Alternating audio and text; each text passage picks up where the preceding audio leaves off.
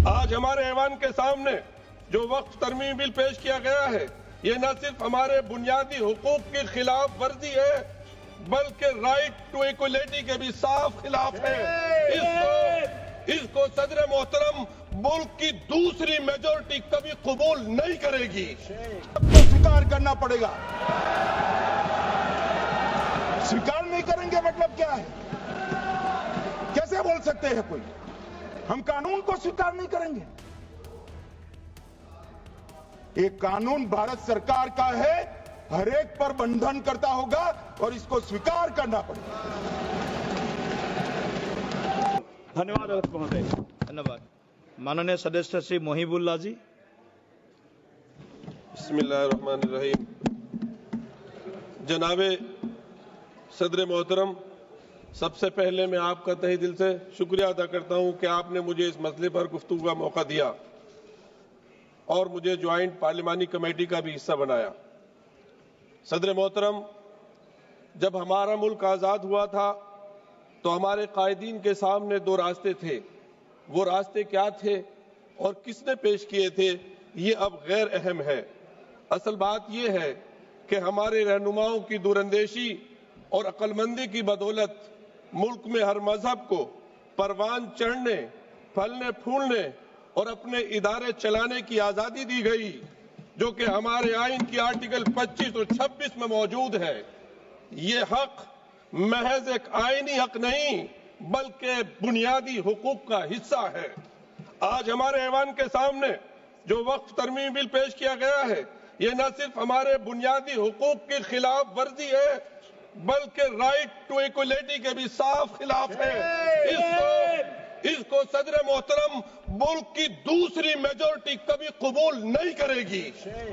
सदर मोहतरम, इस बिल में सबसे पहली तरमीमी वक्फ एक्ट के नाम तब्दील करने की है। मैं कहता हूं, नाम बदलना तो एक मामूली बात है, क्योंकि असल में जो तब्दीलियां की जा रही हैं उनका वक्फ के बुनियादी उसूलों और फिक़ही कवाइद से दूर दूर तक कोई वास्ता नहीं है। इस तरमीमी कानून का मकसद वक्फ के इदारे को कमजोर करना और उसे बेअसर करना है। तारीखी तौर पर वक्फ के जितने भी कवानीन बने हैं वो इस उसूल पर कायम थे कि मजहब में दिए गए वक्फ के उसूलों और शराइत को खत्म ना किया जाए। सन 1913 का मुस्लिम वक्फ एक्ट, जिसका माननीय मंत्री जी हवाले दे रहे थे, इसी नियत से लाया गया था कि वक्फ के उसूलों को कानूनी तौर पर तस्लीम किया जाए, ना कि उन्हें तब्दील किया जाए।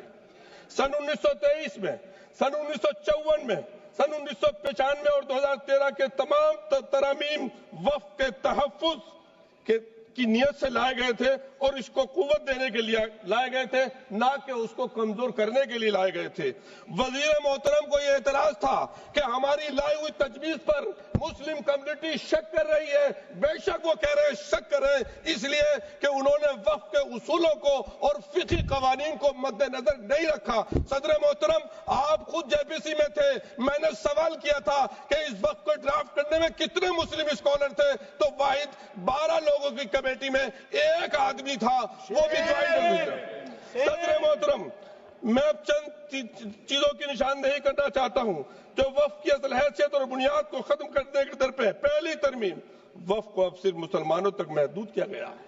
मैं दिल पर हाथ रखकर कह सकता हूं सदर मोहतरम, एक जाती वाक़या बयान करता हूं, पार्लियामेंट की मस्जिद के सामने रहकर सारे देशवासियों के लिए दुआ करता हूं। मैं अब दुआ कैसे करूंगा जब ये महदूद कर दिया जाएगा? मैं एक वाक़या आपको बयान कर रहा हूं। अभी राजस्थान में गया, तिजारा के पास एक गांव हसनपुर है, उस शादी में गया, अजान की आवाज आई। मैंने कहा यहाँ मस्जिद कहाँ है भाई? जब मस्जिद देखी वो बड़ी सुंदर मस्जिद थी। मैंने पूछा ये मस्जिद कैसी है?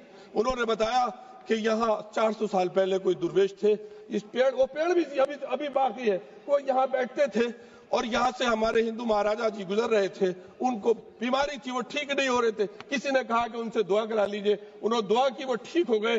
बाद में जब गए तो महाराज ने कहा कि अपने लिए दुआ करा के रहा, तुम्हारा वारिस कोई नहीं है। वो फिर दोबारा गए और अल्लाह ने उनको उनकी दुआ को। हमारे देश सूफी ऋषि मुनियों का देश है, ये वलियों का देश है, ये तमाम धर्मों की जो रूहानी शख्सियात है उनका देश है। आप दुआ करने से रोक रहे हैं सर, गैर मुस्लिम को वक्फ करने से रोक रहे हैं आप सर।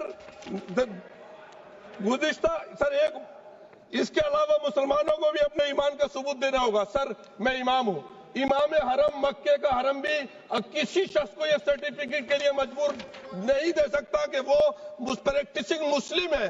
जब कोई प्रैक्टिसिंग मुस्लिम होगा ही नहीं तो वक्त कैसे होगा सर? वक्त तो खत्म हो जाएगा। सर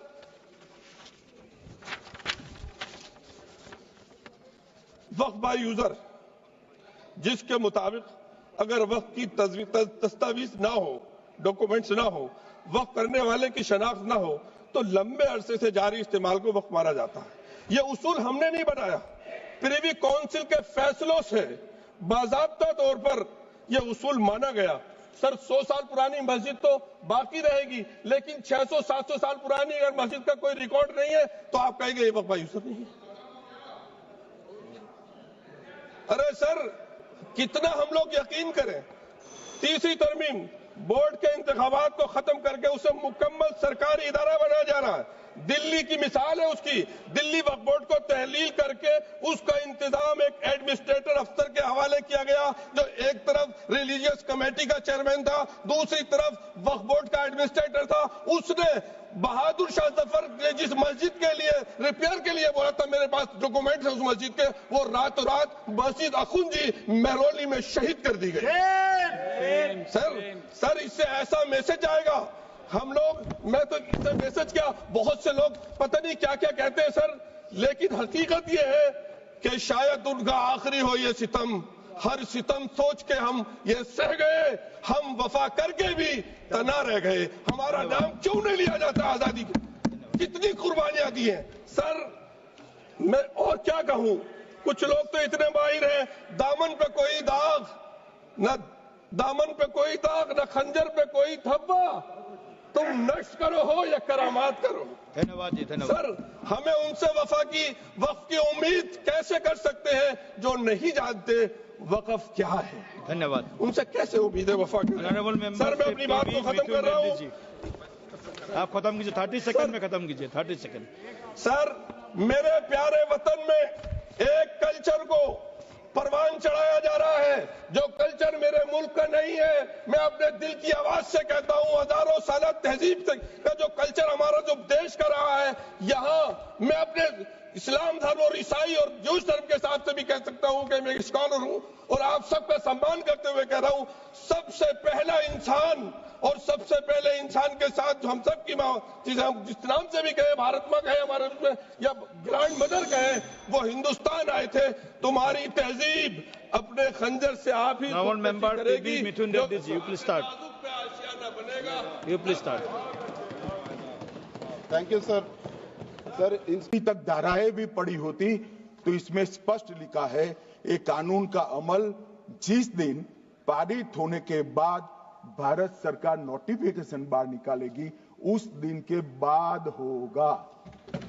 मतलब रिट्रोस्पेक्टिव इफेक्ट नहीं है, मगर मुस्लिम भाइयों को डराया जा रहा है कि रिट्रोस्पेक्टिव इफेक्ट से आएगा। मान्यवर ये कह रहे हैं कलेक्टर क्यों रखा है? मुझे एक बात बताओ भाई, जो बता सकते हैं, अगर किसी मंदिर के लिए जमीन खरीदनी है तो जमीन की मालिकी किसकी है वो हमारे देश में कौन तय करता है? सबको मालूम है, कलेक्टर करता है सर, रेवेन्यू ऑफिसर वही है। तो अगर वक्फ की भूमि जो वक्फ कर रहा है उसकी है या नहीं है, इसकी जांच कलेक्टर करे तो इसमें आपत्ति क्या है? वक्फ तो दान है भाई, और दान अपनी संपत्ति का किया जा सकता है, किसी और की संपत्ति का नहीं किया जा सकता। गांव में कोई बेचारा अमेरिका गया है 4 महीने पढ़ने के लिए, घूमने के लिए, आता है तो कि वक्फ घोषित हो गया। कोई कारोबार करने के लिए दिल्ली आया, आता है तो कि वक्फ घोषित हो गया।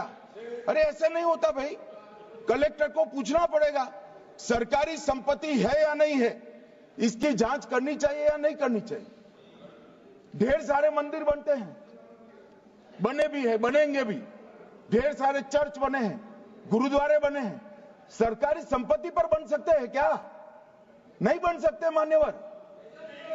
जहां वक्फ की घोषणा होती है वो भूमि सरकारी है या नहीं है वो सत्यापित करना ही चाहिए और कलेक्टर के अलावे इसको कोई सत्यापित नहीं। मान्यवर, इन्होंने मैंने पहले भी बताया मान्यवर, कोर्ट को भी रास्ते से निकाल दिया। मैं बाद में बात करता हूं मान्यवर, ये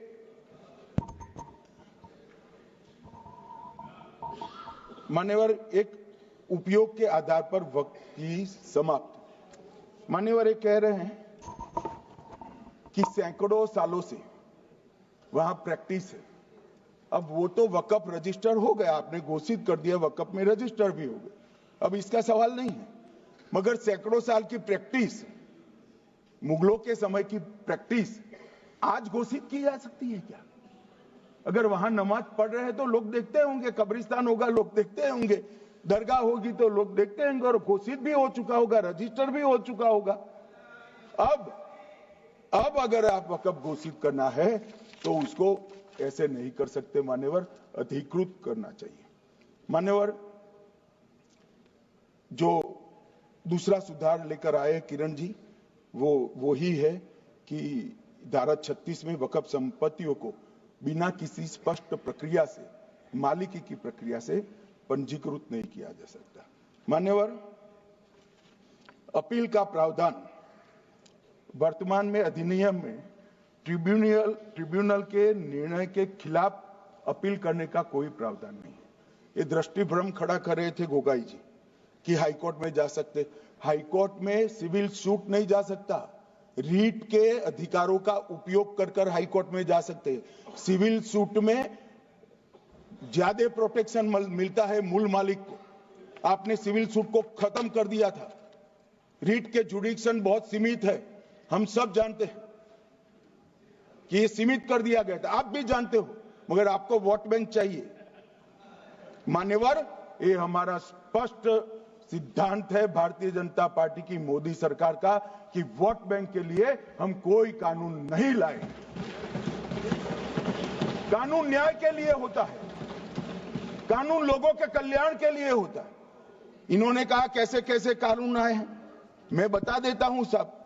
अभी कांग्रेस के महासचिव और माननीय सदस्य कह रहे थे क्या कानून आ रहे हैं सब, किस प्रकार के कानून आ रहे हैं।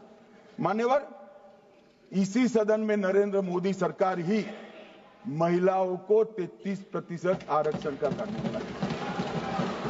इसी सरकार में पिछड़ों को संवैधानिक अधिकार दिया गया। मान्यवर, इसी सरकार में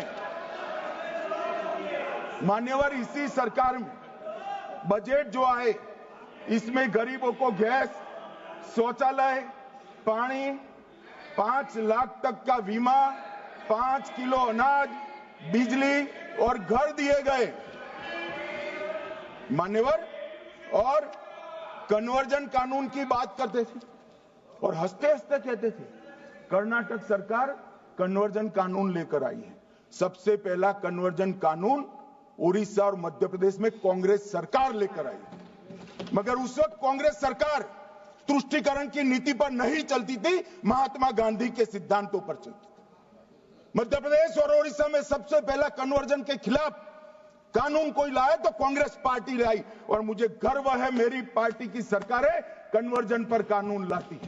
मान्यवर, सबको अपना धर्म का अनुसरण करने का अधिकार है, कोई शौक से करे, मगर लोभ, लालच, भय, इससे धर्म परिवर्तन नहीं कराया जा सकता। किसी गरीब के पास खाना नहीं है, खाना देकर उसका धर्म बदला दोगे? कोई थोड़ा कम पढ़ा लिखा व्यक्ति है, उसका धर्म बदला दोगे? ऐसे नहीं होगा मान्यवर। और आपने भी किए हैं कानून, आप नए नए आए हो, आपको मालूम नहीं है मान्यवर, इनको मालूम नहीं, अभी अभी आए हैं 5 साल से। ये कांग्रेस पार्टी ने कानून किए थे मान्यवर। अपील का प्रावधान भी हमने आगे बढ़ाया, और गैर मुसलमानों के द्वारा दान की गई संपत्तियों पर, गैर मुसलमानों की दान की संपत्तियों पर वक्फ अधिनियम को हमने लगने से मना कर दिया। माने उनके लिए चैरिटी कमिश्नर का कायदा है। ये प्रैक्टिसिंग इस्लाम, जो इस्लाम की प्रैक्टिस करते हैं, इसीलिए मान्यवर हमने ओवरराइडिंग इफेक्ट को भी समाप्त कर दिया। मान्यवर ट्रस्ट का नियमन करने का जो कानून होता है, जैसे चैरिटी कमिश्नर के कानून में कोई ओवरराइडिंग इफेक्ट नहीं है। जहां क्लासेस आते हैं वहां ओवरराइडिंग इफेक्ट होती है। यहां ओवरराइडिंग इफेक्ट इसलिए दिएगी कि आप जिसकी संपत्ति हड़पी जाएगी उसको कोर्ट से जाने से रोकना चाहते थे, इसलिए ओवरराइडिंग इफेक्ट जो हमने मान्यवर निकाल दिया है। मान्यवर एक ऐसी चर्चा लेकर आए कि चर्चा नहीं, मैं आपको बताना चाहता हूं 2013 में जो अमेंडमेंट बिल आया, जिसके कारण ये बिल लाना पड़ा, वो बिल में कुल मिलाकर 5.4 घंटे चर्चा हुई थी, 5.5 घंटे दोनों सदन मिलाकर। और इस बिल में दोनों सदन मिलाकर 16 घंटे चर्चा हो रही है मान्यवर, 16 घंटे। इसके अलावे हमने डिमांड किया समिति बनाओ, समिति भी बनाई, 38 मीटिंगें हुई, 113 घंटे चर्चा हुई, 284 हितधारक बनाए गए। वक्फ बोर्डों की संख्या जो उपस्थित वक्फ बोर्ड भी हुए राज्यों के 25 हुए, राज्य सरकार के प्रतिनिधि 15 राज्य सरकारों के आए, सांसद 8 हुए, विधायक विधान परिषद 7 हुए और अध्ययन दौरे 3 किए गए और अल्पसंख्यक आयोगों को भी 5 बुलाया गया। ये सबसे 92.68 लाख करीब 1 करोड़ सुझाव देश भर से ऑनलाइन आए। इसकी मीमांसा कर ये कानून बना है। आप ऐसे इसको खारिज नहीं कर सकते हो भाई, पूरी प्रक्रिया को। आप जो कर रहे हैं 5.5 घंटे की प्रक्रिया, ये बहुत लोकतांत्रिक प्रक्रिया है और हम 16 घंटे चर्चा करते हैं कि चर्चा आपके अनुरूप चर्चा नहीं हो सकती। ये सदन में हर सदस्य बोलने के लिए स्वतंत्र है, कोई परिवार की यहां चलती नहीं है। ये तो जनता के नुमाइंदे हैं, किसी की कृपा से नहीं आए हैं। मान्यवर वो जो दिल में है, जो जनता की आवाज है, वो रखेंगे। मान्यवर एक सदस्य द्वारा कहा गया कि ये मिसलीडिंग है कि पुराने कानून में 2013 के जो अमेंडमेंट्स थे उसमें अपील का प्रोविजन था। अब मैं कहना चाहता हूं 83(9) उसमें अधिकरण द्वारा किए गए किसी भी विनिश्चय का आदेश विरुद्ध, चाहे वो अंतरिम हो या फाइनल, इस पर अपील नहीं हो सकती। इसका मतलब अपील का प्रोविजन आपने रखा ही नहीं था। सिविल न्यायालय, राजस्व कोर्ट और अन्य प्राधिकरण उसके अधिकार क्षेत्र पर भी प्रतिबंध लगा दिएगा और सरकारी अधिसूचना जो बाद में वक्फ बोर्ड और वक्फ परिषद के एडवाइस से होगी, इसको भी कोई चुनौती नहीं दे सकता। मान्यवर मुझे ये बताओ कि अभी फैशन है संविधान लहराने की, ये संविधान के हिसाब से सरकार का या किसी भी निजी संस्था का कोई भी फैसला मान्यवर कायदे की कोर्ट से बाहर कैसे हो सकता है?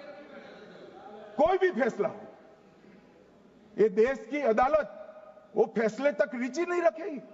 नागरिक ग्रीवेंसेस लेकर कहां जाएंगे? जिसकी भूमि हड़प कर ली गई वो कहां जाएगा? ऐसा नहीं चलेगा। आपकी वोट बैंक के लिए आपने किया था, हम खारिज कर रहे हैं, हम खारिज कर रहे हैं। ऐसा नहीं चलेगा।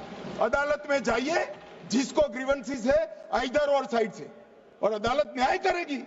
न्याय के लिए तो अदालतें बनी है। और मान्यवर यहां एक सदस्य ने कह दिया माइनॉरिटी इस कानून को स्वीकार नहीं करेगी। क्या धमकाना चाहते हो भाई? संसद का कानून है, सबको स्वीकार करना पड़ेगा। स्वीकार नहीं करेंगे मतलब क्या है? कैसे बोल सकते हैं कोई हम कानून को स्वीकार नहीं करेंगे? ये कानून भारत सरकार का है, हर एक पर बंधन करता होगा और इसको स्वीकार करना पड़ेगा। मान्यवर, ये हमने तो खैर वक्फ को छेड़खानी नहीं की, वक्फ बोर्ड और वक्फ परिषद के अंदर बदलाव किया है, मगर वक्फ के लिए भी क्या क्या जजमेंट आए।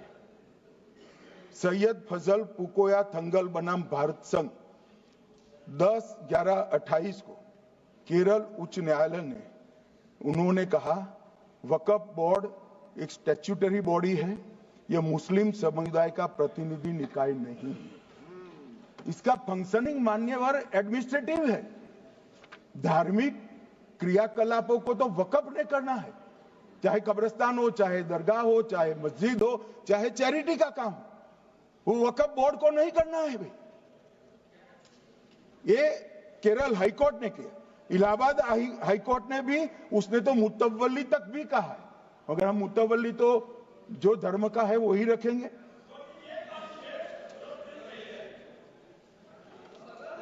मान्यवर, इन्होंने कहा एक मुतवल्ली के कर्तव्य विशुद्ध रूप से धर्म निरपेक्ष कैरेक्टर है, मगर हम मुतवल्ली को छू नहीं रहे। मान्यवर ये कह रहे थे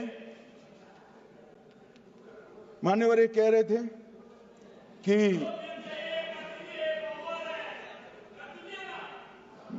मान्यवर ये कह रहे थे कि कोई गड़बड़ियां नहीं हुई। मान्यवर,